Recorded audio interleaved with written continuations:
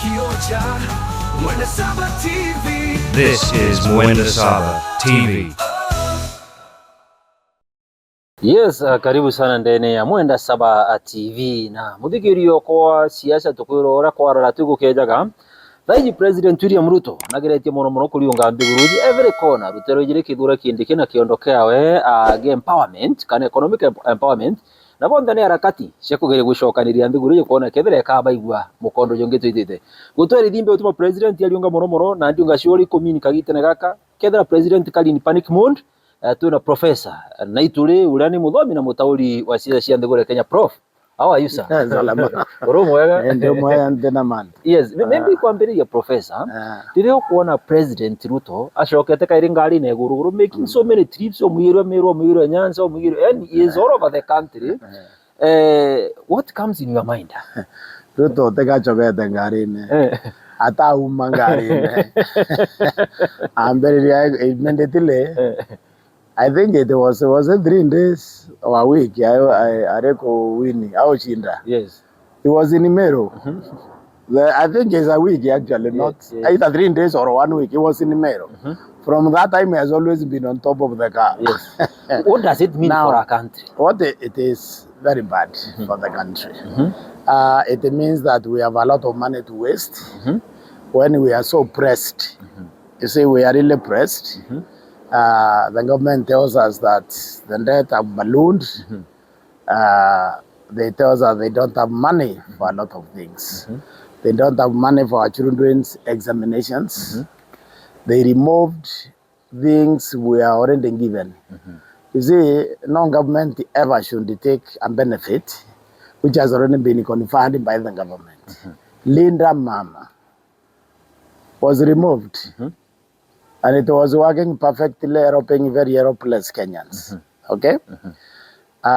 So they have removed things like that. And yet, he is always moving around. You know what that means? Every time a president lives in Nairobi, even if he is going to Theka, 200 million is down even the drain. 200 million. 200 million. What to calculate the motorcade? You have to know that he flies there, but the vehicles have gone to wait for him. Yes.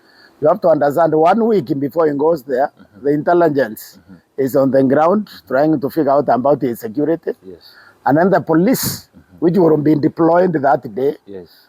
And then the workers, the ministers from that area, the permanent secretaries, if there is any from that area, then the government apparatus is grounded for that particular time the president is visiting an area. Now, that is huge amount of money. There is labor hours lost. That people would have been at their work. And then the public that should have been doing something that day is also invited to the president functioning because they have to be there. So when you calculate all of that, you realize that you can now understand why Givagan delivered and why Ruto is not delivering. It's very easy to see right there.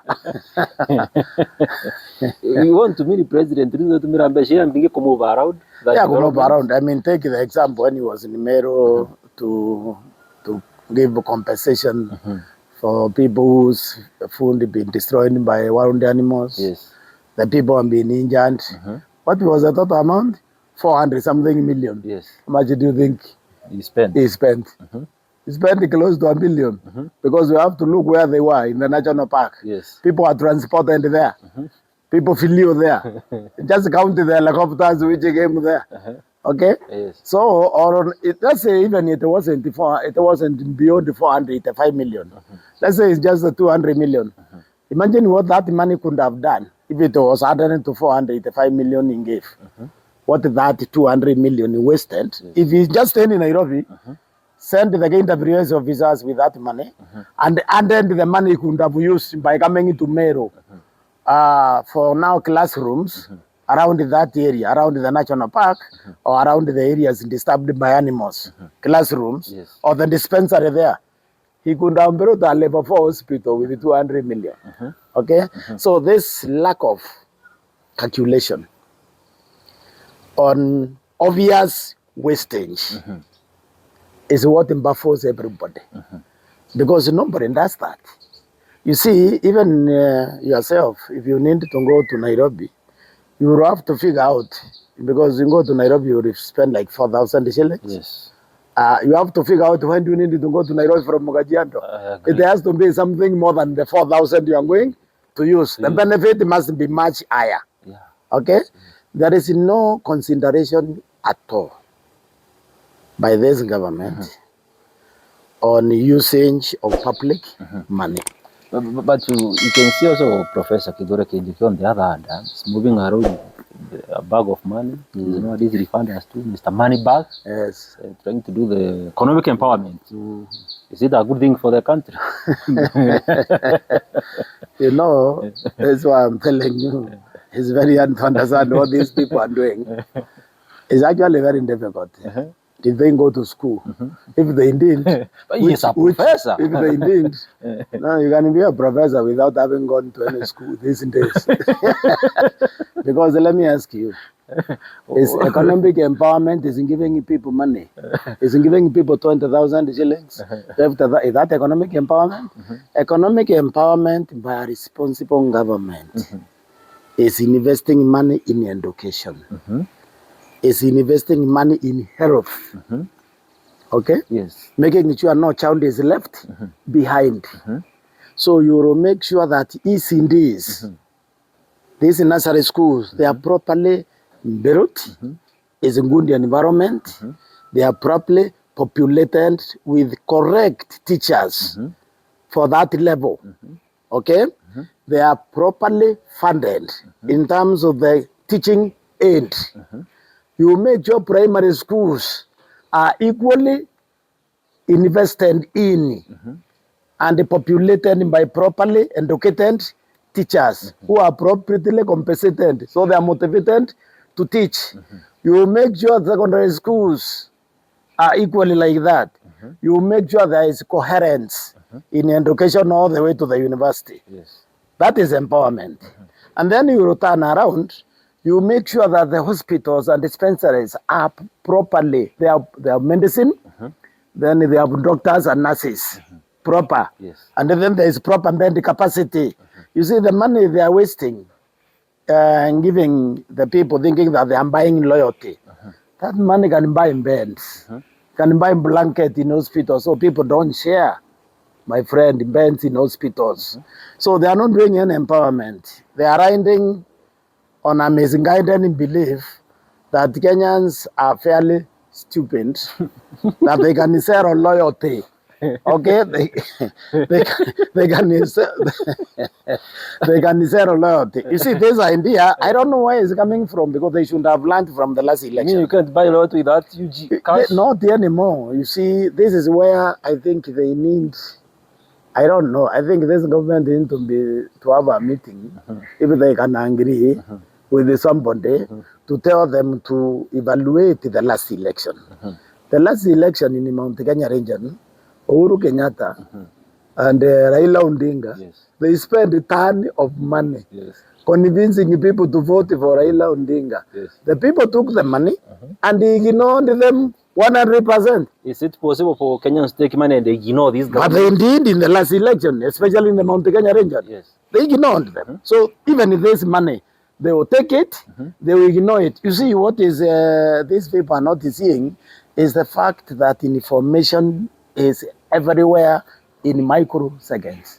So people understand that this is their stolen money. Being brought to buy the market is an insult. They understand that they are being insulted. They also understand that they have been deliberately impoverished. Okay? Following a misguided theory that it is easier to manage, to rule poor people. Because in desperation, he can make you go and sleep in the stadium like they are doing now in Kisumu. Today, I mean, for Madaraka Day, allegedly, we don't know, they were promised 2,000, and they started coming there by 9:30, and they slept in the cold for that promise. So, people in desperation can lead you to doing that, but it may not lead you to parting with your vote. These are two different things. because you understand that you have been reduced. You have come from somewhere more dignified, where you deserve respect, where there is dignity. You are now being reduced to a pauper. Then the person who was reduced to a pauper come to tell you that I love you. So I'm giving you 20,000. It's going to feed you for how long? Your children have no school fees. If you have a relative who is sick, you can't get medicine. You have a relative or your children who have graduated in school. They are all at home because there is no jobs. Because the government is totally unable to create jobs in that kind of an environment. So you really sell your vote to that person? Is Ruto has a lot of money. Of course he has. Use money to get votes. Of course he has. I mean, the money, that's no question. If you listen to the other day, Omotata presented a petition or a motion in the Senate where he alleged that the 19 billion was irregularly withdrawn from the central bank, consolidated fund. And then, of course, you see all these scandals, they are common knowledge. All this is money going to people's pocket. Okay? You see, the way you understand that looting or stealing is taking place, just look at the new changes.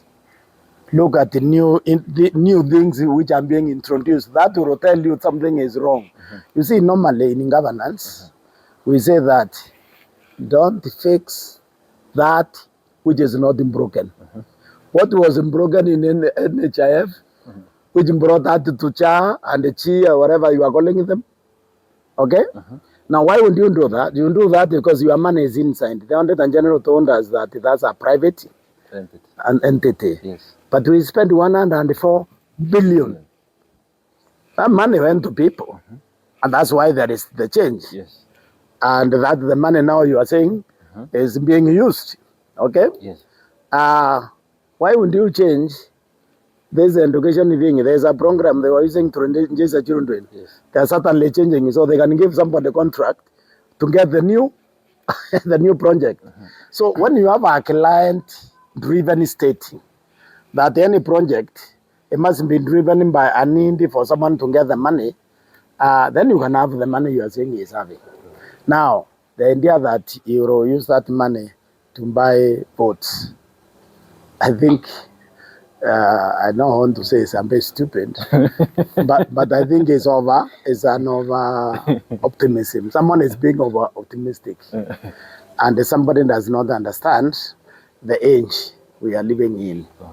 That couldn't have been true in 1970, 1980, and 1990. That is not true any longer. You see, the president has created 2 new tribes, which there is nothing he will do to change these tribes. He has created the Gen Z. This is now a unique tribe, just like there is a Mero and there is a Kalenjin tribe. The Gen Z now is a tribe. They have a beef with them. There is nothing much he can do to remove the beef because they were injecting that patent apology he wanted to give. He has created a tribe of employed Kenyans, whether employed in the government or in the private sector. These people, the taxation is breaking their back. Okay? These are around 3.4, 3.6 million people. These people have a capacity to influence another at least 2 more people. No, not 2 million, but 2 more people each. That brings that thing to nearly 9 million. What will Lin do? Let's use the money to buy the rest of the Kenya. What will Lin do with the Gen Z and the people who are employed? Because you have to be insane if you are employed to vote for somebody who forced an induction for you allegedly to build houses that you will never live in. You have to be crazy. You understand? I don't know how many people are that crazy for that. So I think the president has a problem because of what he has done. And it's not possible for him to undo. Okay? It's not possible. Well, Prof, from this other angle, the one-time slogan. Every day, day in, day out, one time. Day in, day out, one time. It's championed by the Wamunyoro man. One time. It's becoming a reality. kwa ukweli, kwa upendo inakuwa. Wanasaba TV tunasimulia matumaini, safari yetu tuko pamoja. Kila sauti, kila ndoto inang'ara kwenye kioo cha Wanasaba TV. This is Wanasaba TV.